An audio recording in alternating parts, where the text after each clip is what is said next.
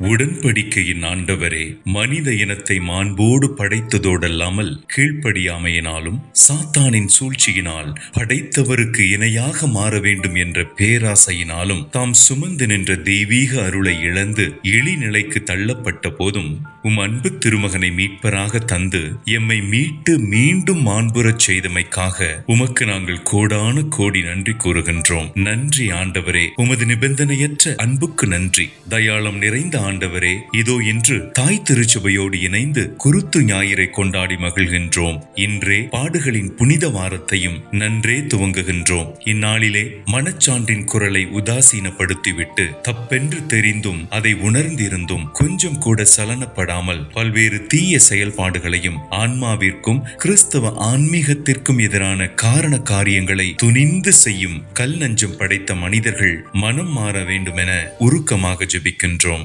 விடுதலையின் ஆண்டவரே, அன்று எருசலேம் நோக்கி உம் அன்பு திருமகன் சென்ற ஊர்வலம் அதிகாரத்தை காட்டும் கண்கவர் ஊர்வலம் அல்ல, அரசியல் பலத்தை காட்டும் கட்சி ஊர்வலமும் அல்ல, மாறாக புண்ணிய வாழ்வுக்கு மனிதர்களை இட்டுச் செல்லும் புனித ஊர்வலம் என்பதை நாங்கள் நன்கு உணர்ந்து இயேசுவின் பின்னால் நானும் செல்வேன், திரும்பி பார்க்க மாட்டேன் என முழக்கமிட்டு பாவ வாழ்வுக்கு விடை கொடுத்து விட்டு புண்ணியம் தேடி இயேசுவோடு எருசலேம் என்ற விண்ணகம் நோக்கி பயணிக்க நீர்தாமே அருள் கூர்ந்தருளும். ஜெபம் கேளும் பரம பரிசுத்த தேவனே, ஆமேன்.